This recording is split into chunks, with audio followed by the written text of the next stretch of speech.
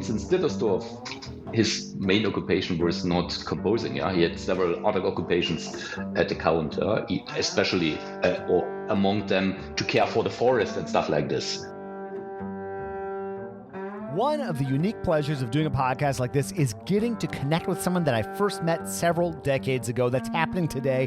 I'm Jason Heath. This is Contrabass Conversations. We're talking today with Tobias Glöckler. And if you are in the bass world, in the classical bass world in particular, in any capacity, you've probably played some music that he has done an edition of. He has done so many things. He is the principal bassist of the Dresden Philharmonic. He has won several competitions. He has taught for years and years, and he has been putting out editions for many, many years of some of the most famous works. We talk about that and much more today.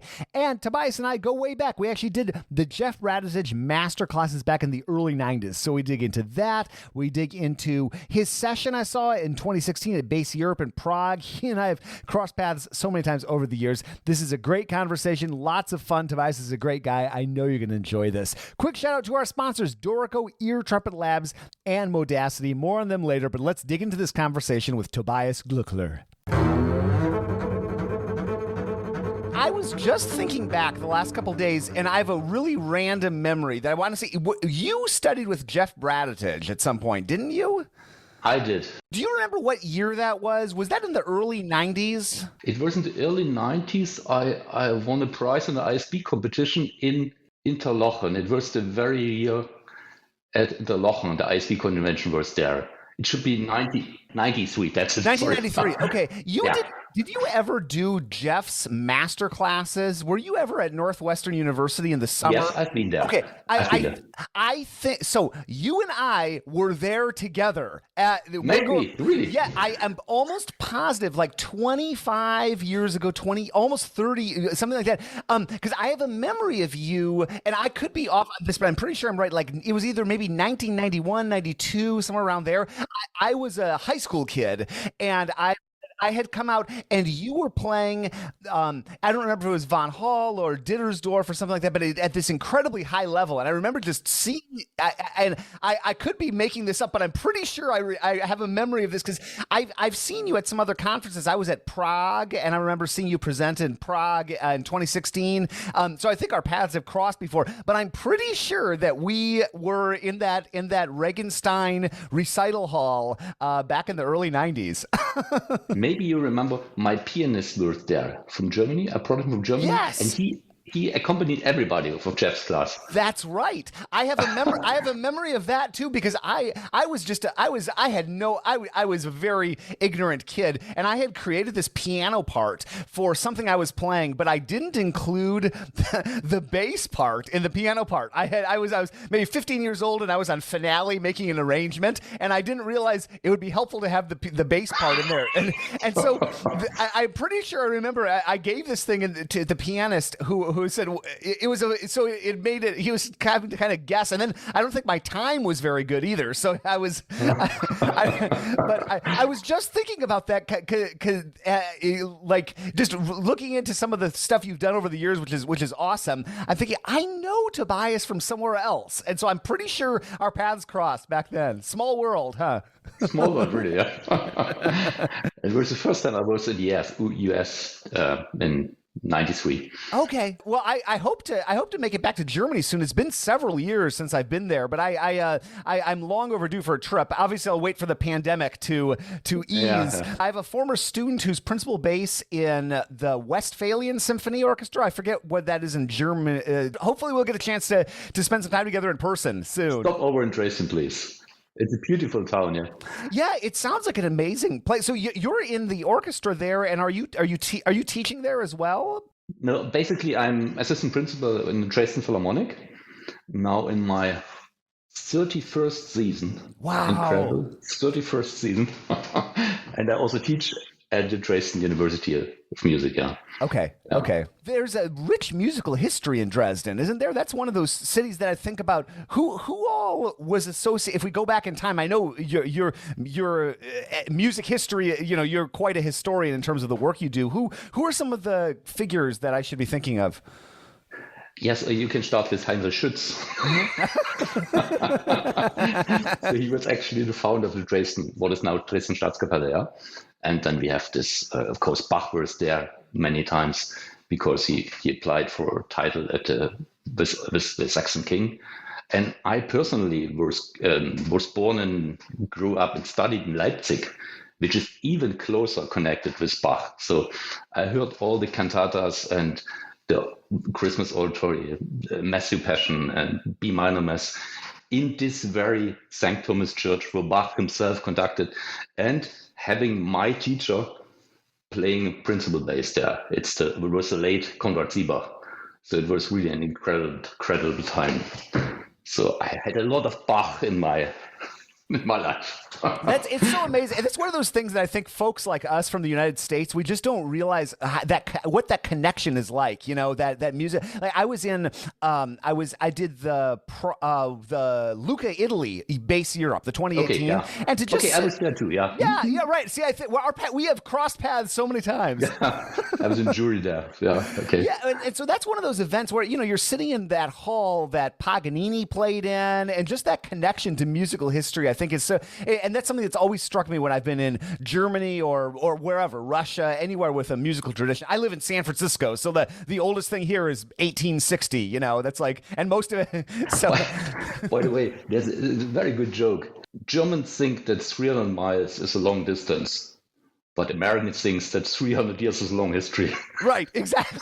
That's hilarious. That's true. I have so many topics I want to talk. I don't want to eat up too much of your day. There's so many things I would love to chat with you. But so I've been doing more and more bass history, bass research sort of videos and podcasts and the like. And so you're somebody I've wanted to talk to just about also, so we could talk about Viennese bass and the history there. You've done so many editions that I've played. I mean,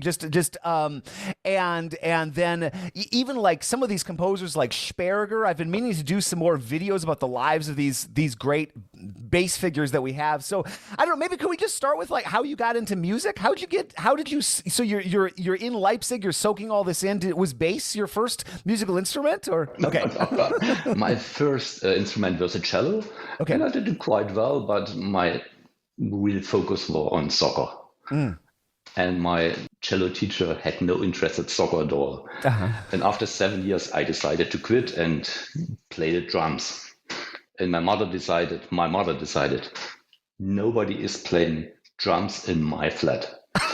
And then we had a little argument for 1 or 2 weeks. And then she came up with the idea, look, what about learning double bass? It's quite close to cello and you can do rock music too. So I said, okay, let's have it a try. And then she brought me to a teacher who was playing in the Gewandhaus Orchestra. Mm-hmm. And after 3 weeks, he called my mom and said, your son will be a musician. And my mom said, no, impossible. He wants to become a soccer player, professional. Yeah, and so it came. And after 1 year, I applied at the University of Dresden in Leipzig. And Konrad Siebach took me. And he has been teaching for 40 years, including many great bass players having solo positions from Berlin to Zurich, Leipzig, wherever you can imagine. So he has a huge legacy of students, and I was his last. Oh, wow. Okay, yeah. Oh, that's great.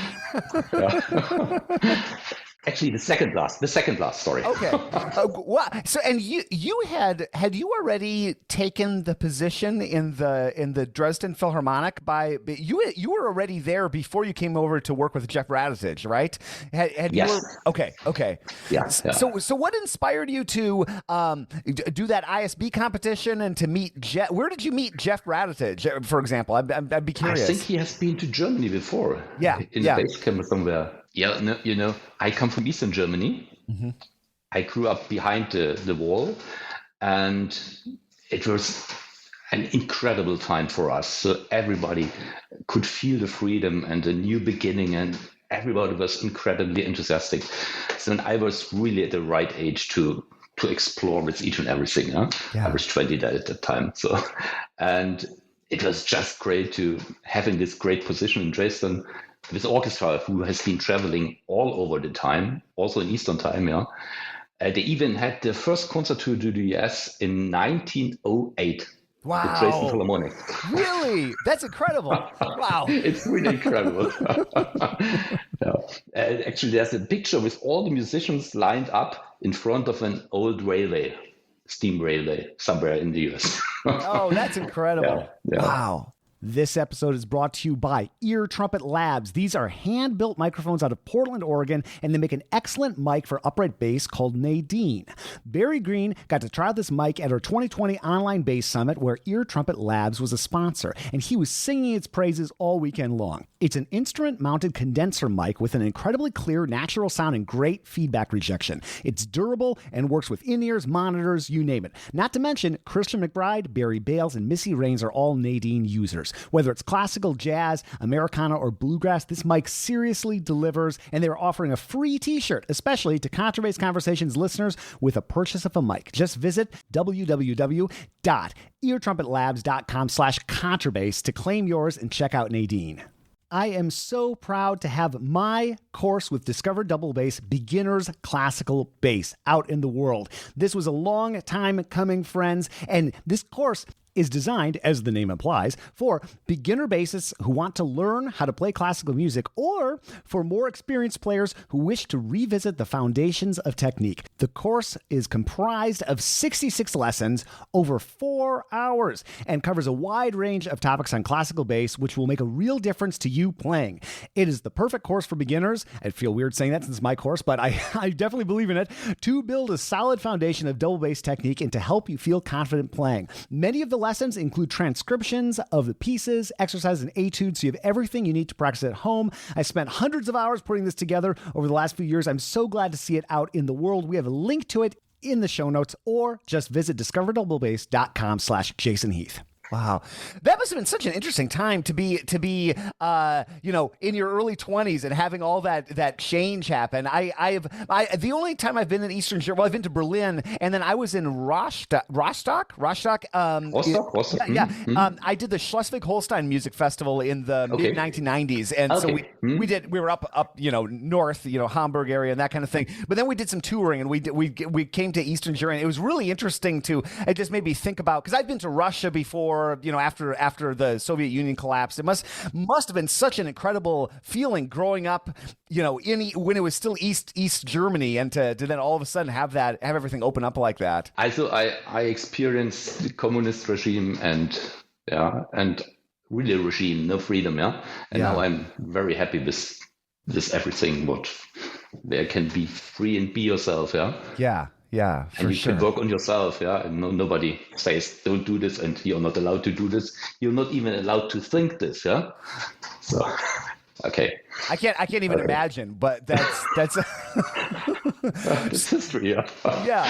What was it like for you visiting the United States for the first time, or working with Jeff? Like, I have some memory. I grew up here, but I remember I come from a very small town, and I came to study with Jeff Bradetich for a few years, and it was like really instrumental in shaping my musical personality. I mean, you were already a professional by the time you came over and did that, but what was that experience like for you? Yeah, it was really great. I was subsidized by the German Music Fund, who gave the money for me to travel there. And I arrived in Chicago, O'Hare, and I pre-ordered a car, and it was a Caprice Classic with 5.0 liter engine. I never saw something before, but it was weak. The car was very, very slow. And then we were driving at night after 10 hours flight. Me together with my pianist through Chicago with no navigation. Oh, no. So it was horrible because we had to find our way up to north to Interlaken.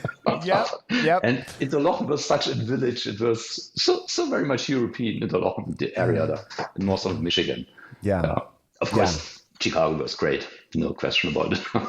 Yeah, that Interlaken area is such a beautiful area of the United States, and it's funny these days here, 2021, I guess now when we're talking, I can't even imagine living without GPS and that sort of thing, right? I'm so used to it, but I remember, I remember the same thing. My first trip to Chicago to actually study with Jeff Bradetich, I was with my father. We were driving, and we didn't have any GPS. We were trying to get to Northwestern University. We ended up in downtown Chicago somehow, driving around. This doesn't look right, and so it's how times have changed, right? Yeah, really. Yeah. So when did you get into arranging, or not arranging so much, but the urtext and your studies and going back? How did that become of interest to you? Were you always interested in that, or did that develop later in life? Actually, it started very early because my teacher has been for decades the editor of Friedrich Hofmeister in Leipzig. So he did a lot of very significant editions for the bass players. And I was all over the years when I studied, I was his guinea pig. I was the first to play cadenzas, his ideas, and can we do this? And so there was not actually the idea of urtext at that time in the 80s. Yeah, this was very new. So, but get to know how I prepare an edition was very early in my career. So after 1990, when I had a position in Dresden, so then I asked the publishing houses, and I offered them something very interesting, and they immediately said, okay, something like, you are the new Mr. Siebach. So there you go. I was in there. Yeah, then had several editions with Händler, including the Mozart aria. Maybe the Mozart aria. Yeah. Oh yeah, there we go. Per Questa. Yep. There it is. Questa, I know that. I know that edition. Do you know the story behind it? Tell me the story. I know a very little bit, but yeah, tell me, please. Okay, so this was my biggest success so far, because the autograph of this aria was missing since the end of World War II. That means even the new complete Mozart edition had no access to the source, to the autograph. When I, in the late 1980s, played first time Viennese tuning in this aria, I always was wondering, could this be correct? And so the interest was growing. What would be original? Yeah.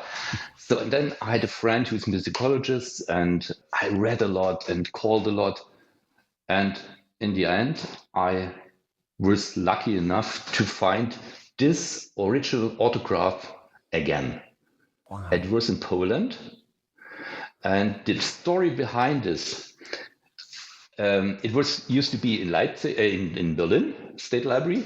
Then the Nazis took it in 1941 to Poland, which was Germany at that time, and because they expected that Berlin was destroyed by bombs, they wanted to save it and put it to the then Poland after the war,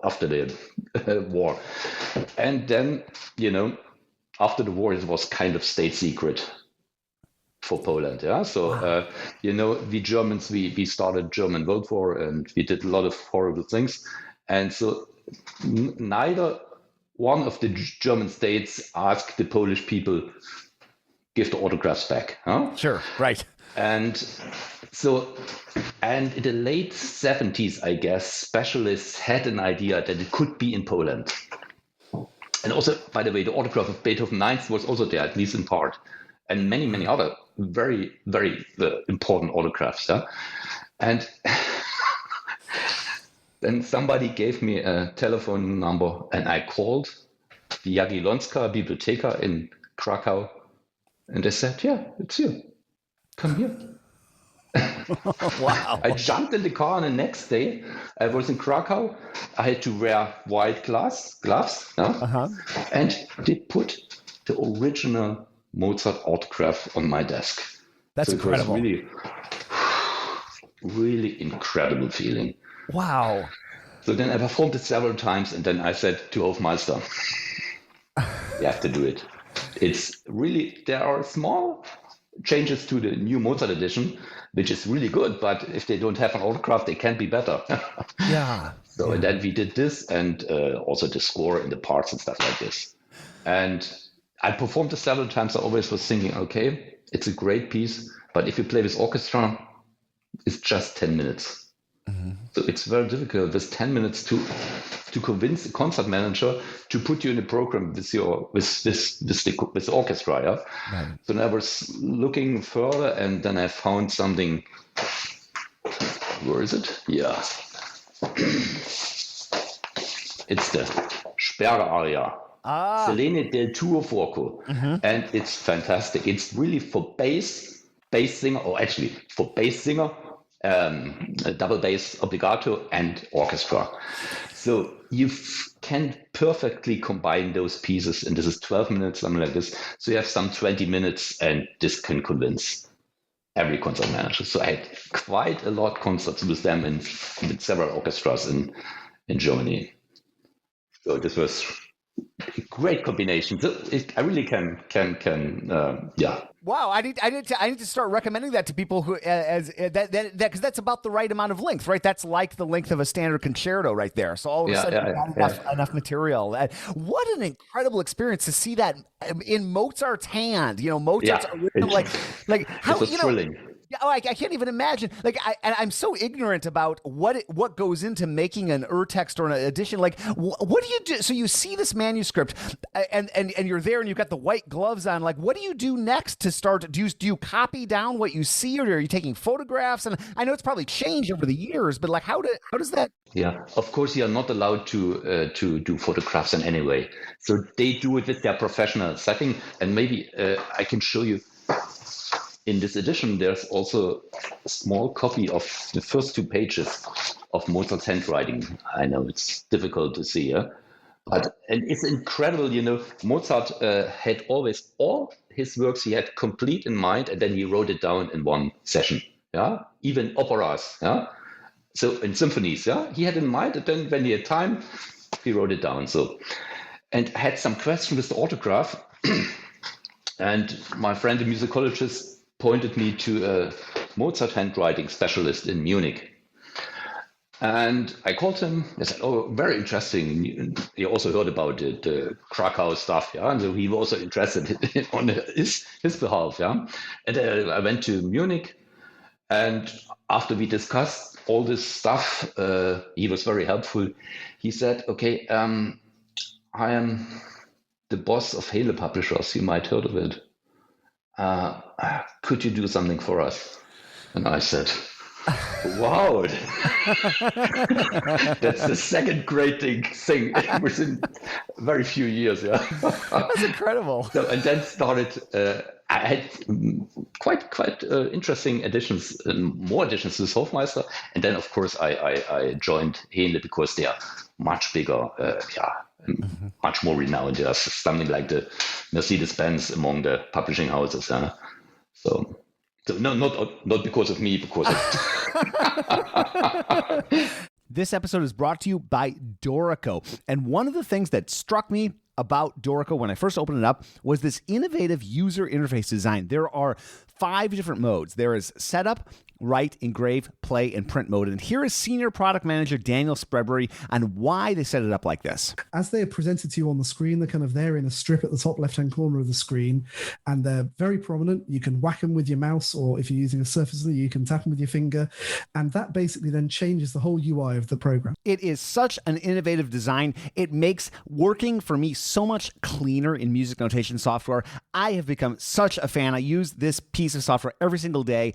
Check them out at Dorico.com. That'll take you to their page on Steinberg's website. And there's a free version, Dorico SE, that'll let you do practically everything the program does with up to 2 parts. So that's perfect if you're working with a student or making exercises or that kind of thing. Thank you so much for sponsoring the podcast, Dorico.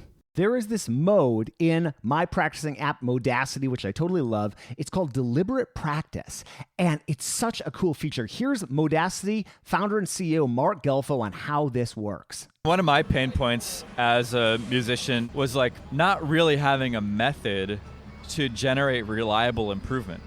And deliberate practice is like the scientific method for music practice. So what you do is you identify the one thing that you want to improve, be it articulation, intonation, emotion, comfort, whatever it is you want to improve, and brainstorm or choose one of the pre-suggested strategies for that area of improvement, and then test it out. Record yourself trying that strategy, listen back, and press yes, it worked, or no, it didn't work, to create that improvement. It's such a clean way of tracking your progress. I do it every day, and it has done wonders for my bass playing and just my overall enthusiasm for music. You got to check it out. Modacity.co is the site, and if you go to our site, you can click through it and get a special offer for lifetime access for this app. Thank you so much for sponsoring the podcast, Modacity. It's got to be so interesting to dig into these manuscripts. Like I think of, and again, I have a limited knowledge of this, but I think of Mozart and Beethoven as like opposites and how they compose. Right? Mozart had everything, or at least it sounds like he had everything in his head, just like you're describing, and wrote it down. And then you look at these Beethoven notebooks, and it's like the anguished artist, like scribble, scribble, scribble. Can you see how composers worked when you look at some of these other manuscripts? Like if we think about some of the bass composers, like or composers we associate with the bass, like Sperger or Von Hall or Dittersdorf, even can you sort of get an idea of how they wrote or how they composed? I wouldn't say. I would say you get an impression if you see the handwriting. Mm-hmm. You get an impression in what mood the composer was. Yeah, that you can see in the handwriting if it's hastily or is it very exact or something like this. Huh? So then we are very lucky with the Mozart, for instance. If we come down to Von Hall, Dittersdorf, and Hofmeister, for instance, there's a different task because everything what we have is a set of parts which were copied out in Vienna by a professional bureau of copyists. Yeah? So there's the score is left. Yeah, it's lost. Yeah, and just the parts came down to us. So, and then it's a professional handwriting with not very much emotion. It's just professional. Yeah. So, wow. So I can't go deeper than this. What I can see. Yeah. Or from what the source is. Yeah. If it's an autograph, maybe we can talk about the Rossini alarm later on. Yeah. That's very, very important. Because you can. Of course, you know alarm by Rossini. Yeah. Yeah, let's talk about that. That would be great. So there is the manuscript. There is an autograph of that is available. There is one. Let me show. Of course, I did it too. That's Rossini. There we are. Okay. Yep. There we are. Yeah. So I always loved this piece. Actually, Jeff pointed me to this piece. That's great. I made a copy at Northwestern from this piece, and I personally don't play very much transcriptions, and it was clear for me when everybody told me it's a great piece, but it's for cello. Even if it says basse, yeah, Ulam po basse, yeah, it's for cello. And then I went very much into detail because sometimes the bass falls below the piano, which results in an inversion of the chords, which cannot be. Could not have been the intention of Rossini. Right. And then we have the low last chord starting from a low C and stuff like this. And then I went very much into detail of the autograph, which is in Pesaro, where he died. And especially in historic tunings at this time, at this place. And there we find many proofs of cello tuning at this time on basses. So, and then it's very clear, at least the low C and the octave inversions are healed by an arpeggiando, which was always lost in the edition. Yeah. So there is an arpeggiando in the autograph, which means if the piano comes in, the bass is already above the lowest piano tone in the left hand. So this solves the next problem. Yeah. Yeah. And in the course of editing this piece, I got hints that there could be another autograph. And then I was looking for quite a long time after this autograph, and then I get a trace to Russia. And then indeed in St. Petersburg, was a second autograph, a later autograph, which completely makes clear that it was for double bass. Wow. So that's really great. We don't have many works from really first-rank composers. Yeah, right. It comes to my mind. It's just the Mozart aria, Saint-Saëns Elephant. Of course, the Lost Haydn Concerto. Right. There's a couple bars that exist. Yeah. Right. Exactly. Yeah. And maybe Hindemith, if you like the sonata. And that's more or less all. And now we can put to this roster the Rossini, which is really a great thing to have one more great composer in our gallery. Yeah. So. Yeah. Wow, you're like a musical detective. It's really cool, right? How do you, what an interesting experience it must be to do that kind of research. It really is detective work in a sense. I mean, it really is, yeah. Yeah, and how cool to get. Yeah, that's one of the things that's unfortunate, I guess, about our instrument. Our instrument is incredible, but yeah, those composers in the canon, right? The Beethovens and the Haydns and the Mozarts. Rossini's, certainly a name we put in there. So how cool that he wrote for double bass. That's just it's really Wow. And afterwards, when he wrote this, this piece is just 3 minutes or something like this. After some years later, he took this theme, this famous theme, and then he added some variations and wrote cello on the autograph. Wow. So this piece is 10 minutes. It's very, very difficult. You can't play it on double bass. At least I wouldn't advise, and I can't do it. Yeah.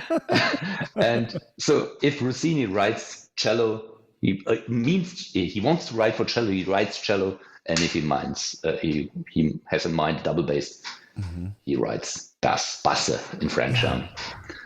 So. Wow! I'm very happy that I could clear this. Yeah. I thank you from the bass world for doing that. That's incredible. I'm thinking back. I was in the audience in Prague for your presentation, and I want to say was it about a recent Von Hall edition or what? I'm trying to remember what. I can't remember. It was 2016. Yeah. I don't remember what edition it was, but I know that we could talk about any of these editions. But I just love to know about what it's like. So you've got these other composers like Sperger or Von Hall, perhaps, where you're looking at work of copyists. The autograph is lost. It sounds like most of the time. And so and I think about Von Hall in particular because over the years I've taught how many different versions. I've taught that piece in C, in D. Every single possible passage is either up an octave or down an octave, or separate bows or slurred, how on earth do you even begin to create an urtext edition or a new edition of these pieces? I don't even know where to start with that, but I know you probably have lots of thoughts on that. Okay, yeah. Actually, it's a lot of time you spend on that. Just to name two figures. From signing the contract with Henle to appearing on the market to the ready edition, it was a span of 8 years. Wow. Okay, so it really is very time consuming. And you think about many, many details, even at night. You wake up at night thinking, that's the idea. Now I understand. This is the solution, yeah? And you really live with this piece. I never can do 2 editions at the same time. Yeah, I always have just one, and then I'm focused and really into this very much. Yeah? And one of the main subjects with the Von Hall was, of course, fidelity to the source. Yeah. So, the general question, why urtext? Yeah? I really feel, and I really believe, I'm certain, that we as musicians need to know what the composer really wrote. We need the security that what is on my page of music is the idea of the composer. Yeah. And if there are already well-mentioned changes from editors, it's not the same. Yeah. I want to see what is on the music, what is original, and then on this basis, and I can start to build up my own interpretation. Yeah. So this ends up in a funny situation that I even sometimes in my own editions play something different. Because I'm a musician. Okay, I'm an editor and I'm a musician, of course. And I think we have the freedom to change something if we have good reasons for it. Yeah. But I want to do the changes and I want to be responsible for it. And not like with the old Dittersdorf edition from 1938 from the Nazi time. Right. Simply cut thousands of bars and changed many things because it's too difficult for you to play. Right. Yeah? Right. I decided it's too difficult to play for me. So, and that's why I really believe that's the basis for each and everything, to start from in urtext is simple, to decide facts from fable. Yeah, to separate and not to decide. Yeah, that's a great way to put that's a great way to put it. You've obviously thought about that a lot, because that's I think to how many and yeah, we're all musicians, but how important it is to actually see what the composer wrote, and then we can make our decisions to cut all those bars if we choose in Dittersdorf, or to take something up an octave or down an octave or slur it. But yeah, that how many of these editions I've taught from over the years that just it's some editor from some point in the past that just made a decision that I and probably hundreds or even thousands of other bass teachers have like spread out into the world. And not that it's okay to spread my interpretation, but it is also, I think, quite important. And, you and I both agree, and hopefully most people as well, that like we should know what the composer wrote, just like you're saying. Yeah. And especially the special task with the one verse, as you mentioned, was the octaves. Yeah. And so we did a lot of research in handwriting of the not of the composer, because it's not from the composer, of the copyist, versus the added octava from the original copyist, or was it later added and stuff like this. Yeah, and so we are quite sure that the octaves which you find now in this one whole edition, that's I hope, I'm sure it's what one whole had in mind. Yeah. Right. Well, with the amount of years it takes to put into this, I'm sure you've done the research that few of us have even thought to attempt on these. So it's great that you've done that work. I mean, I've been doing more. I know so little about that era of Von Hall and Sperger, and I find these figures so fascinating, right? This world, this 18th century double bass virtuoso world. Have you, in your research, I'm sure you have learned a lot more about the life and times of some of these composers in addition to the music. Have you looked into what their lives were like, what their performances were like, how their compositions worked into their life? I mean, I'm assuming you've done a fair amount of research just into these people and their lives as well. Yeah, of course I did. Yeah. What is, for instance, Dittersdorf, his main occupation was not composing. Yeah, he had several other occupations at the count, especially or among them to care for the forest and stuff like this. Yeah? Really? I had no idea. Really? That's incredible. Yeah, and it's very interesting, very important to understand the surroundings the time when these pieces were written. Yeah, and this brings us automatically to the Viennese tuning. Yeah, which was that tuning in the end of the 18th century in and around Vienna. Yeah. Nowhere else. Berger then put it to Ludwigslust in northern Germany, but at that time the other bass player in the orchestra played in fourth tuning. So there was no internet, no broadcasting, nothing. We have many small peninsulas or small islands, yeah, and everybody played his own tuning and strings, and of course amount of strings. We had track and activity 3, we had 5 in Vienna, so it's really it's a huge cosmos you have to detect. Yeah. So, and I've been doing a little bit more research into Viennese tuning. That's an area, something that I find fascinating, and so all these pieces that So, the Dittersdorf Concerto, the most frequently played one when we usually refer to the Dittersdorf Concerto. That was written for Viennese tuning. Von Hall, I've seen people playing in Viennese tuning, written for Viennese tuning. And then most of Sperger's concerto, or all of Sperger's concertos were written. And then didn't Sperger also pitch his bass up and down, like for some of them, like the one in F or something? In addition to Viennese tuning, they were tuning up and down, tuning from D to E flat, even F in Sperger's case, right? That was common in the time, right? Yeah, they basically played in D major, the bass player. That's all. And orchestra, he tuned the instrument up and down. That was the transposition. Go ahead. No, go ahead, please. The sound of the Viennese tuning in D major. Did you ever try it? I've played around a little bit with it, and when I was at Northwestern, we had somebody come in and bring in a Viennese tuned bass, and we were all trying Dittersdorf on that bass, and we all had big smiles on our faces as we were playing. First bars, yeah. Yeah. So I've done a bit. I haven't. Nothing too extensive, but yeah, it's incredible. Okay. Yeah. So you really should try it more. Yeah, for sure. To a longer level. Yeah. Yeah. And by the way, I put in all my editions a special kind of fingering notation.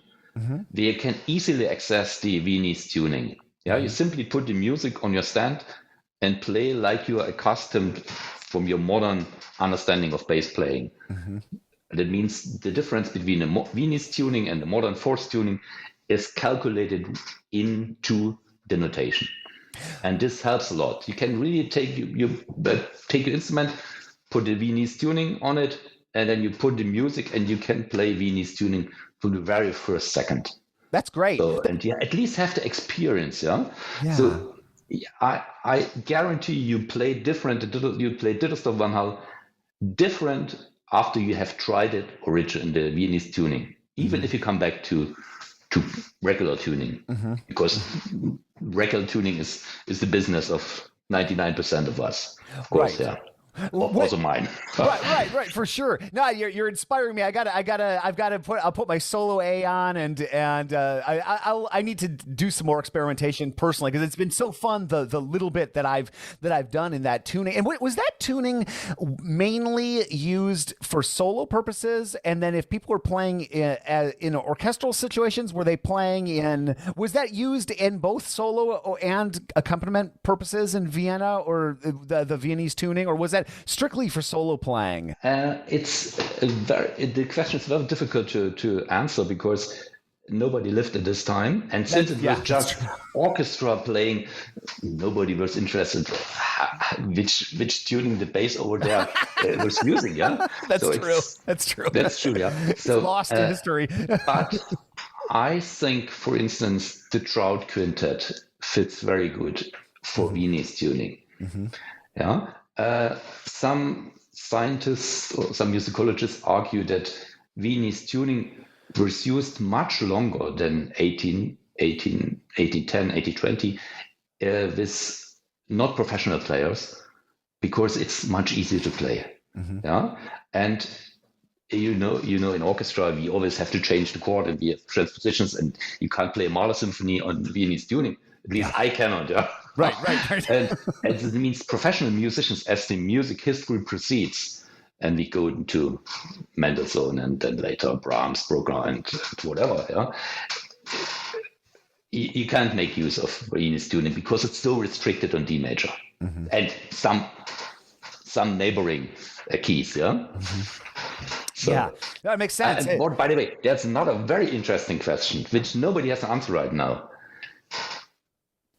For the Viennese concerts, double bass concerts, did they use the gamba bow convention or the violin string bowing convention? Oh, it means the heavy beat is an up-down bow, or like the gamba an upbeat. It's not clear right now. Mm-hmm. Yeah. For instance, I think they use the mixture. For instance, second movement of the Dittersdorf concerto, I start down, up. Yeah, maybe I do know what you do. Yeah, I know exactly what you're. Sure. I think many people do, but this is kind of a gamba convention. It's a reminiscence of gamba convention. Maybe not intentionally, but it is. Yeah.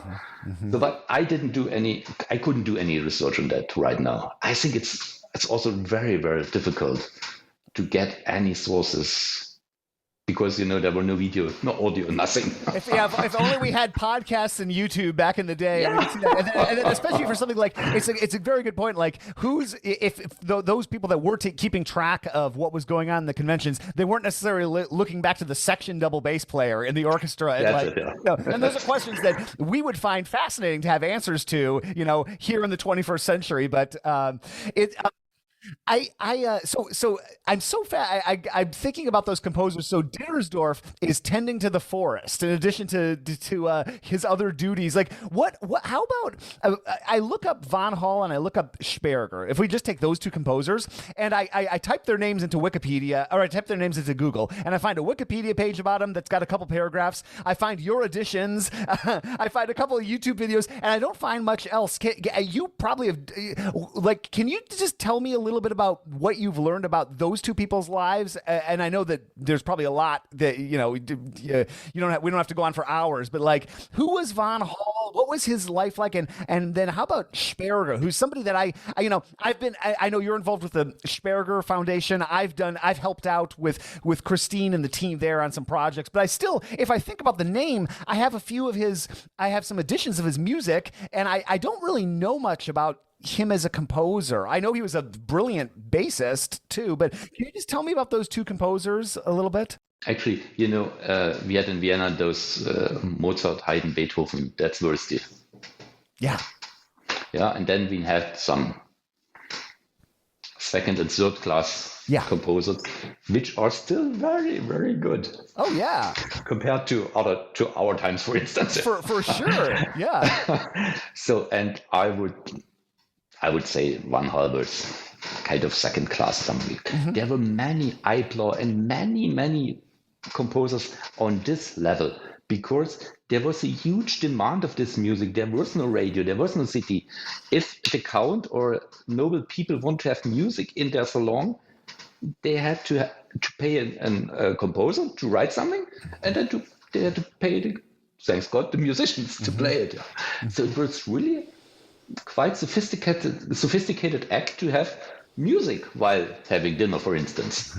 So, and that's why there was a huge amount of new music. Of course, every count wanted to have new music. It's not like our music industry played just old music, but we heard 1,000 times. Yeah, if you listen, for instance, the Haydn Symphony with the surprise. Yeah, right. It's an English surprise. Yeah. So nobody's surprised. In fact, some seconds before the drum comes, everybody is saying, "Oh, let's see how the drummer will play this." So it's completely different from the idea from surprising somebody. Yeah? Right, exactly. Yeah. So there was a huge amount of music, and there was also a huge possibilities for musicians to play soloistic, and I think this helped to bring the double bass to such an incredible kind of level of playing, solistic playing, which has never been before and has never been after this. Right. So that double bass was really accepted as a solo instrument. We are quite accepted right now, but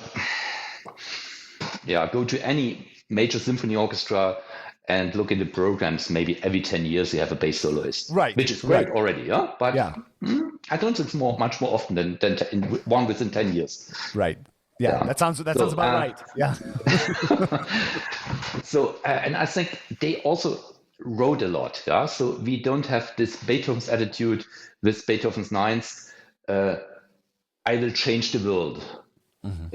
I embrace every mankind, and I will peace and Freude, joy, Ode an die Freude, Schiller, of course, So if you compare Dittersdorf with Beethoven, which is close concerning of time, they lived together in Vienna, and But of course, there are differences. Yeah? Right. Yeah. So the one is saying, I am here and I want to change this. And the other one said, oh, I'm just making nice music and somebody pays or somebody asks me. So, and that's the attitude. So Didusov has to be fun. Yeah? And which doesn't say that isn't it great music, especially in the second movement, which is really great music. Yeah. At least in the first movement, we have a lack of cantilinas, that's why it's so very, very difficult to play. And of course, with the difference with the modern tuning setup.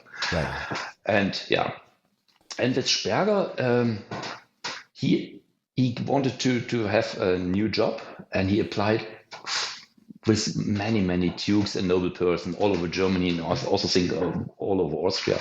And it was difficult to get a good job at this time. Yeah? And then he succeeded, and somebody wrote a good letter for him and letter of recommendation, and he succeeded in Ludwigslust. Yeah? Have you ever been to Ludwigslust? No, I need to, my next trip. I will, but I have not been yet. Okay, there's a quite impressive castle in the middle of nowhere.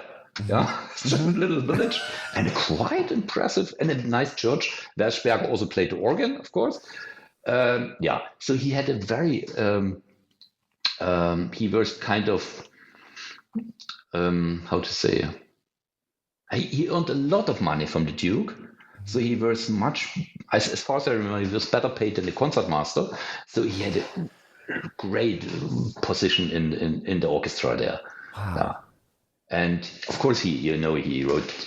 Have you ever seen the catalog of his works? It's incredible how much he wrote. I mean, you just look at the bass concertos alone. Just a minute. Right? Yeah.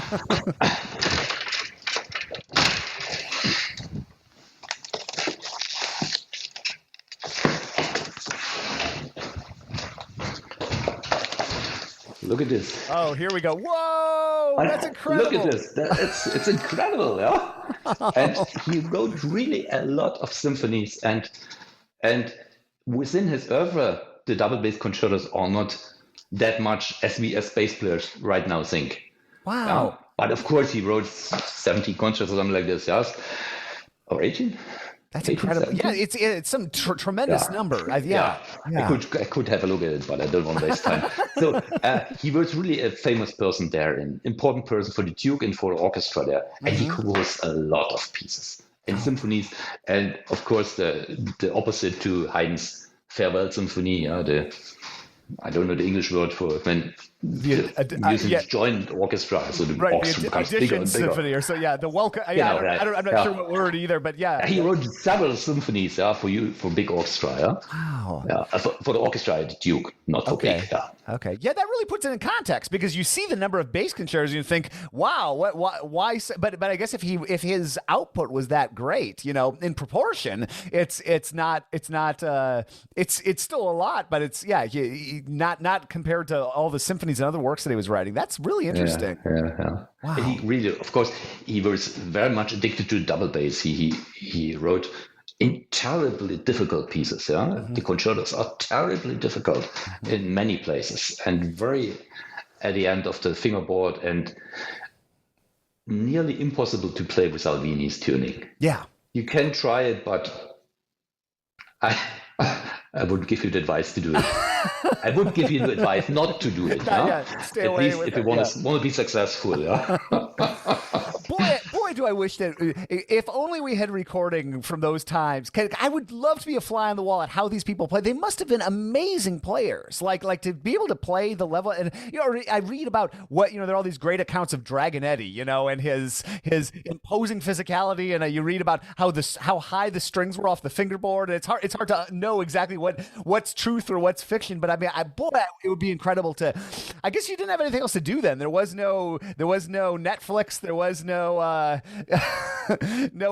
social media. Maybe I guess just practicing bass, morning till night was what people did. And you have to take into consideration the poor strings they had available. The poor gut strings, very thick, very unflexible, and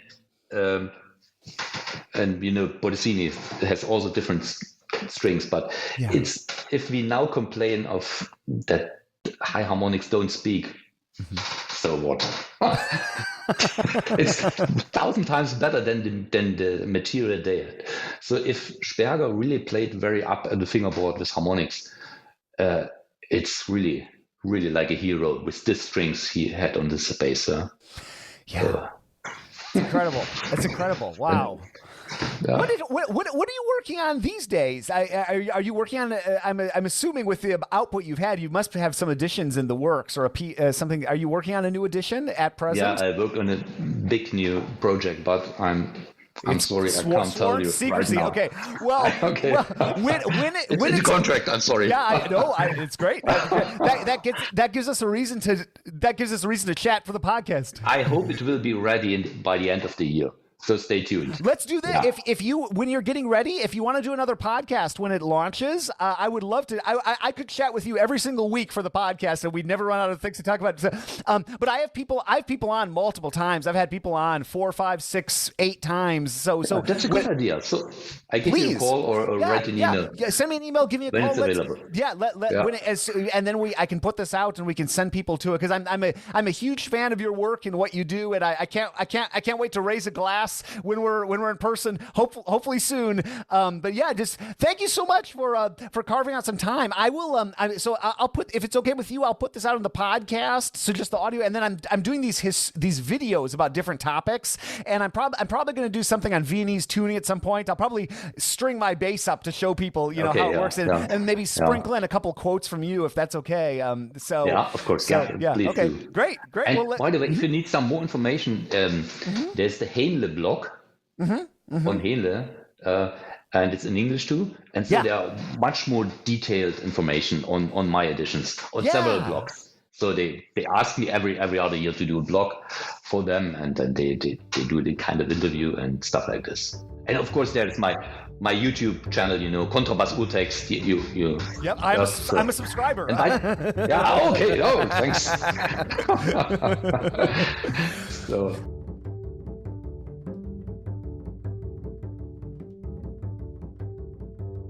Tobias, thank you so much for chatting. I can't believe it took almost 800 episodes to get you on the show, which is my buffoonery for not asking. Actually, Tobias has been on the list for years and years, and so it's so great to connect and to go back and look and say, wait a minute, we did Bass Camp together years and years ago. Every podcast I do, the more I realize what a small world this is. And it's so great to have you along on this journey with me. Thank you for listening. If this is episode number 1 or episode number 700 and whatever we're on at this point, thank you for being on this trip with me, with Tobias now, with everybody that's been on this show. It's so cool to sit here talking like an insane person into the microphone, staring at my computer, and realize that it goes out into the world and connects with people. I really appreciate it. And if you want to reach out to me, feedback at contrabassconversations.com will put you in touch. I respond to each and every email, and I love to hear from people. If you've got a guest suggestion, a topic suggestion, or just want to say hi, that would be great. If you are not part of our Contrabass Conversations Facebook group and you use Facebook, I fully understand if you don't want to use Facebook. I often don't want to, but if you do and you want to connect, we've got over 6,000 bass players in there. The quality of conversation is quite high in there. Actually, if I do say so myself, I think it's really cool to see who has been a part of that and how the community is devolved, I almost say. Yikes. Hopefully not devolved much, hopefully evolved over the years. It's a great place to get your questions answered. You can go to contrabassconversations.com/community to get there, or just search for it in Facebook. And if you're not on our email list, join me and thousands of other bass players and get weekly updates on what's going on in the bass world beyond what we're talking about on this podcast. We just connect with a couple people every week on this podcast, but there's much more, of course, going on, and that's a great place to learn about it.